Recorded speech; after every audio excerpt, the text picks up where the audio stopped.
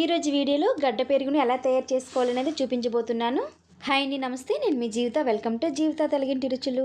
ఒక గిన్నెలో 1.5 లీటర్ వరకు పాలను తీసుకొని స్టవ్ ఆన్ చేసి స్టవ్ మీద గిన్నెను పెట్టుకొని మంటను లో టు మీడియం ఫ్లేమ్లో అడ్జస్ట్ చేసుకుంటూ బాగా మరిగించుకోవాలి. పాలను ఒక పొంగు వచ్చిన తర్వాత మంటను లో ఫ్లేమ్లో అడ్జస్ట్ చేసుకుంటూ 5 మినిట్స్ పాటు మరిగించుకుంటే సరిపోతుంది. ఇప్పుడు స్టవ్ ఆఫ్ చేసుకొని గిన్నెను పక్కన పెట్టుకొని పాలనేవి గోరువెచ్చగా అయ్యేంత వరకు చల్లనివ్వాలి.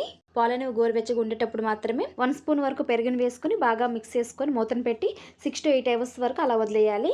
8 అవర్స్ తర్వాత మూతను తీసి గడ్డ పెరుగు అనేది తయారైపోతుందండి.